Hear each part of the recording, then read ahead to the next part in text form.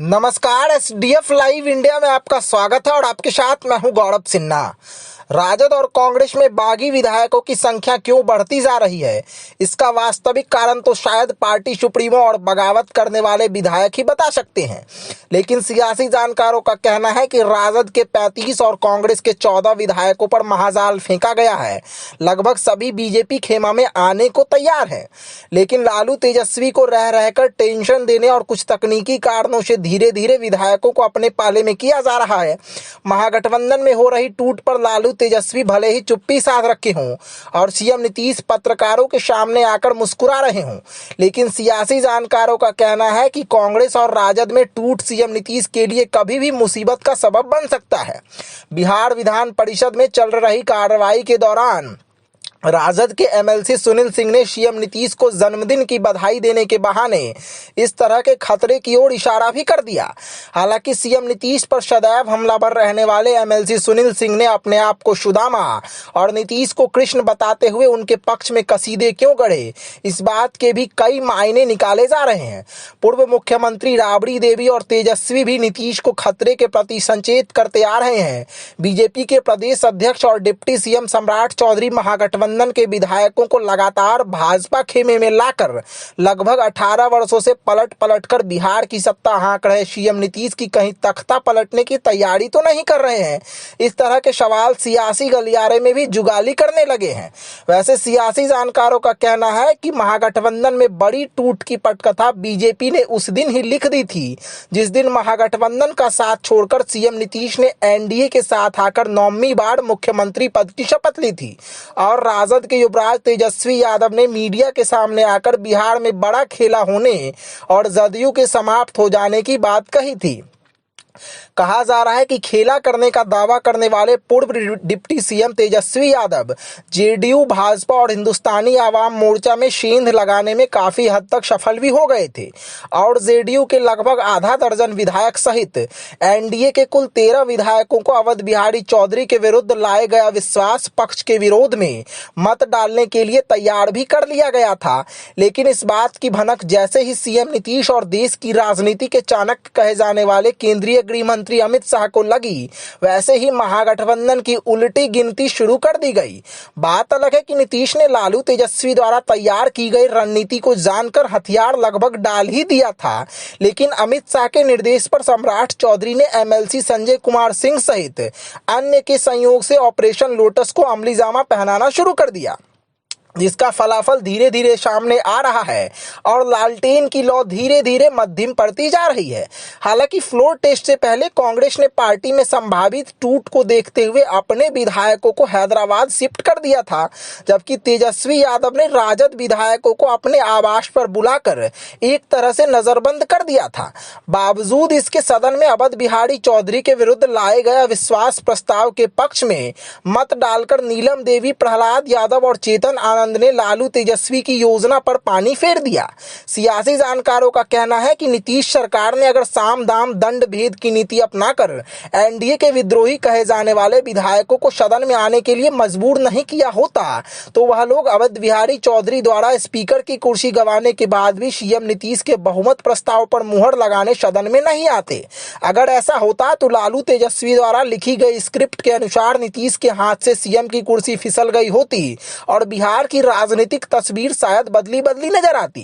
नीतीश द्वारा 130 मतों के साथ बहुमत साबित कर लेने के बाद दगा देने की कोशिश करने वाले एनडीए विधायकों को न केवल डिप्टी सीएम सम्राट चौधरी ने सबक सिखाने की बात कही थी, बल्कि सीएम नीतीश कुमार ने भी गड़बड़ी करने वालों के विरुद्ध कार्रवाई होने को लेकर कहा था। इतना ही नहीं, पूर्व डिप्टी सीएम तेजस्वी यादव सहित उनके 2 पूर्व करीबी मंत्रियों के द्वारा अपने कार्यकाल में लिए गए विभागीय फैसले की समीक्षा का आदेश भी जारी किया गया था। नीतीश के आदेश पर तेजस्वी और उनके 2 करीबी मंत्रियों के फैसले की समीक्षा हो रही है या मामला कहीं जाकर अटक गया है, यह कहना तो फिलवक्त मुश्किल है। लेकिन लगता है कि सम्राट चौधरी या यूं कहें कि बीजेपी के शीर्ष नेतृत्व ने राजद सहित महागठबंधन का सूफड़ा साफ करने की रणनीति पर जबरदस्त तरीके से काम करना शुरू कर दिया है। राजद द्वारा नीलम देवी, चेतन आनंद, प्रहलाद यादव और संगीता देवी की सदस्यता समाप्त करने के लिए स्पीकर को आवेदन दिए जाने के ठीक एक दिन बाद भभुआ के विधायक भरत बिंद पाला बदलकर भाजपा के खेमे में चले गए। कह सकते हैं कि इंडिया की ड्राइविंग सीट पर बैठे तेजस्वी यादव अपनी जनविश्वास रैली में जनविश्वास बटोरते रहे और इधर पार्टी नेतृत्व के प्रति अविश्वास जताते हुए कांग्रेस और राजद विधायक पाला बदलते गए। इधर के 2 दिनों में कांग्रेस के 2 विधायक अर्थात मुरारी गौतम व सिद्धार्थ सौरभ, जबकि राजद की संगीता देवी और भरत बिंद पाला बदलकर बीजेपी खेमा में जा चुके हैं। वहीं कांग्रेस विधायक नीतू सिंह ने कहा है कि बीजेपी अगर उन्हें नवादा से लोकसभा का टिकट दे तो वह भी भाजपा में जा सकती है। यह भी कह सकते हैं कि महागठबंधन के विधायकों का घूंघट उठते हुए पाला बदलने को बेबस हो जा रहे हैं। सियासी जानकारों का कहना है कि अभी तो यह ट्रेलर है। कांग्रेस और राजद के लगभग 49 विधायक बीजेपी के संपर्क में हैं तथा अपनी सुविधा अनुसार यह जानकर भी पाला बदल रहे हैं कि उनकी सदस्यता जा सकती है। कहा जा रहा है कि खेला करने की बात करने वाले तेजस्वी बीजेपी जाल में इस कदर उलझ गए हैं कि उन्हें ना ही कुछ निगलते बन रहा है और ना ही वह कुछ उगल पा रहे हैं। अब तो यह भी कहा जाने लगा है कि महागठबंधन के अंदर ही कुछ विभीषण बनकर बैठे हैं और एक एक कर राजद व कांग्रेस विधायकों को बीजेपी खेमा में जाने को मजबूर कर रहे हैं। पहले ही पाला बदल चुके राजद के बागी विधायक चेतन आनंद ने तो स्पष्ट कह दिया कि निर्वाचित घोषित किए गए राज्यसभा सांसद संजय यादव और मनोज झा के साथ साथ प्रीतम यादव के कारण पार्टी में टूट हो रही है। प्रीतम यादव तेजस्वी यादव के राजनीतिक सलाहकार बताए जा रहे हैं। वैसे संजय यादव और मनोज झा की सलाह और रणनीति के हिसाब से ही तेजस्वी पार्टी की गतिविधि चला रहे हैं। कुछ विधायकों का कहना है कि राजद में लालू युग समाप्त हो गया है और वही कुछ हो रहा है जो संजय यादव चाह रहे हैं, जिसके कारण अपने आप को उपेक्षित महसूस कर रहे राजद विधायक पीएम नरेंद्र मोदी के प्रति आस्था जताते हुए एनडीए फोल्ड में जा रहे हैं। राजद के समर्पित कहे जाने वाले विधायक भाई वीरेंद्र सहित कुछ अन्य विधायक भी अपने आप को उपेक्षित महसूस कर रहे हैं। बात अलग है कि भाई वीरेंद्र ने स्पष्ट तौर पर कहा है कि उन्हें कई बार ऑफर मिला लेकिन वह राजद में हैं और रहेंगे।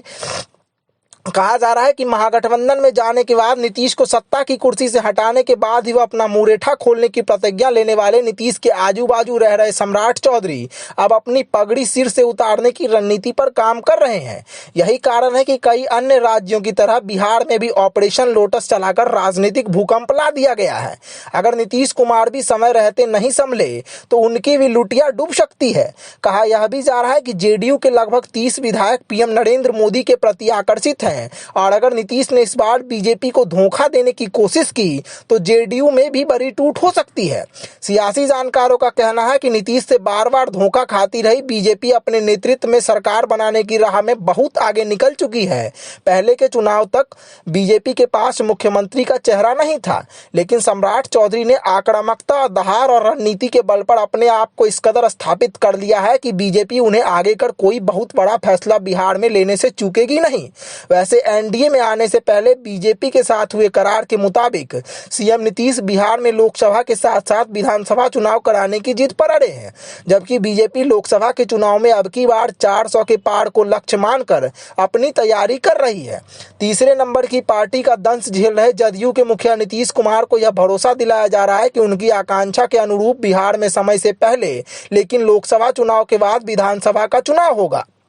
बावजूद इसके सीएम नीतीश 2020 के विधानसभा चुनाव में मोदी के हनुमान कहे जाने वाले चिराग द्वारा किए गए कारनामे को लेकर अब भी सशंकित हैं। उन्हें लग रहा है कि लोकसभा चुनाव के बाद राजनीतिक फिजा बदल जाएगी और फिर उनके मन मुताबिक सब कुछ नहीं हो सकेगा। नीतीश के साथ हुए करार के मुताबिक लोकसभा चुनाव के साथ साथ बिहार में विधानसभा चुनाव हो जाएगा। ऐसा इसीलिए भी नहीं लगता है क्योंकि लोकसभा चुनाव को लेकर 10-11 मार्च से आचार संहिता लागू होने की प्रबल संभावना है और सीएम नीतीश कुमार चिकित्सीय लाभ के लिए 4 मार्च से 8 मार्च तक विदेश में रहेंगे। सियासी गलियारे में यह चर्चा हो रही कि नीतीश के विदेश में रहने के दौरान ही बिहार में तख्ता पलट सकता है, लेकिन सियासी जानकारों का कहना है कि लोकसभा चुनाव से पहले बीजेपी इस तरह की राजनीतिक भूल अगर करती है तो लोकसभा चुनाव में 40 की 40 सीटों को जीतने की योजना पर ग्रहण लग सकता है।